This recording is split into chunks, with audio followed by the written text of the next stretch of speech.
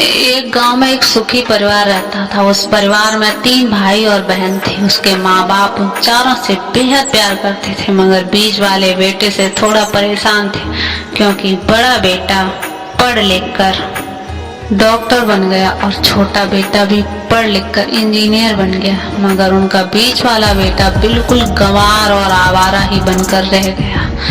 अब उनके 2 बेटे डॉक्टर और इंजीनियर ने शादी भी कर ली थी और कुछ महीनों के बाद ही उनकी बेटी की एक अच्छे घराने में शादी हो गई थी। मगर बीच वाला बेटा अभी भी कुंवारा ही था, क्योंकि वो बिल्कुल अनपढ़ था और कहीं पर मजदूरी का छोटा सा काम करता था।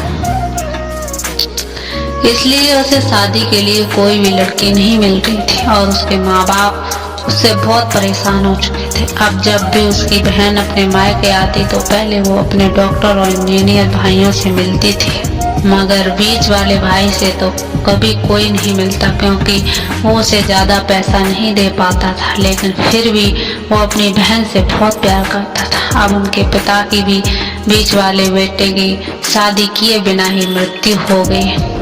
उनकी माँ ने सोचा कहीं अब किसी के मुंह से बंटवारे की बात ना निकले, इसलिए अपने ही गांव की एक सीधी सादी लड़की से अपने गंवार लड़के की शादी करवा दी। शादी होते ही न जाने क्या हुआ। अब उसका अनपढ़ बेटा पूरा मन लगाकर काम करने लगा और पहले से कहीं ज्यादा मेहनत भी करने लगा। अब तो उसे कोई भी दोस्त बुलाने आता था और वो जाता ही नहीं कि भाई पहले तो मैं जैसे तैसे अकेला कमा कर खा लेता था, पर अब तो मेरी शादी हो गई है, मुझे अपनी पत्नी के लिए भी कमाना पड़ता है और कल को आने वाले बच्चों के लिए भी तो कुछ जोड़ना ही पड़ेगा। इसलिए दोस्त अब मैं तेरे साथ नहीं घूम सकता। ये कहकर उसका गंवार लड़का सीधा अपने काम पर निकल जाता। अब उसने दोनों भाई डॉक्टर और इंजीनियर आपस में ये बात करते थे कि हम दोनों तो उस गंवार से कहीं ज़्यादा पैसे कमाते हैं, इसलिए हम सब घर और ज़मीन का बंटवारा कर लेते हैं और उस गंवार से अलग हो जाते हैं, क्योंकि अब वो हमारे बराबर कभी भी नहीं कमा सकता। इसलिए उन दोनों भाइयों ने अपनी माँ के लाख मना करने के बावजूद बंटवारे की तारीख तय कर दी और उन्होंने अपनी बहन को भी बुलवा लिया और अपने गंवार भाई से भी कह दिया कि आज तुम अपने काम पर मत जाना, क्योंकि हम सब आज घर और ज़मीन का बंटवारा करेंगे। उसी वक्त उसकी बहन भी आ जाती है। तभी उसका गंवार भाई कहता है कि तुम लोग बंटवारा कर लो, मुझे जो भी देना है दे देना, मैं शाम को आकर अंगूठा लगा दूंगा। तभी उसकी बहन कहती है, अरे बेवकूफ, तू तो अनपढ़ ही रहेगा, जमीन का हिस्सा तो आमने सामने बैठकर ही होता है। तभी उसके दोनों भाई भी बीच वाले गंवार भाई को उल्टा सीधा कहते। तब उसकी माँ भी उसे कहती कि बेटा आज तो काम पर मत जा, बंटवारा तेरे सामने ही होगा तो ही अच्छा है। उसी वक्त वकील भी आ जाता है। तभी वकील कहता है, आपका सारा हिस्सा मिलाकर 10 बीघा जमीन है और आपका घर है, अब ये बताओ किसको कितना हिस्सा दे, मैं उसी हिसाब से बंटवारा के कागज बना दूंगा।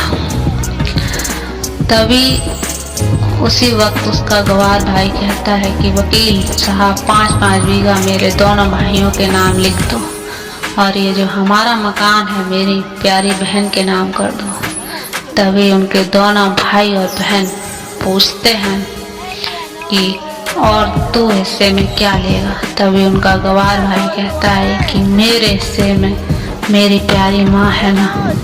और तभी वो अपनी पत्नी की तरफ मुस्कुराते हुए कहता है कि क्यों मेरी प्यारी पत्नी, क्या मैंने गलत क्या कहा। उस गंवार की पत्नी अपनी सास से लिपट कर कहती है कि माँ से बड़ी वसीयत क्या होगी मेरे लिए। और उसी वक्त उसका गंवार पति भी अपनी माँ से लिपट जाता है।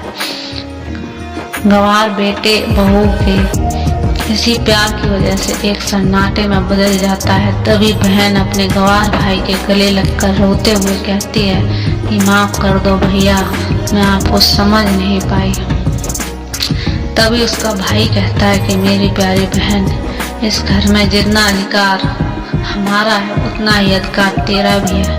और रही बात बंटवारे की, तो बंटवारा नहीं करने से हमारा जीवन रुक तो नहीं जाएगा। क्यों कहते हैं हम बंटवारा क्या हम एक साथ मिलकर नहीं रह सकते? जैसे हम बचपन से रहते आए हैं, एक साथ मिलकर रहने को ही तो कहते हैं एक अच्छा परिवार।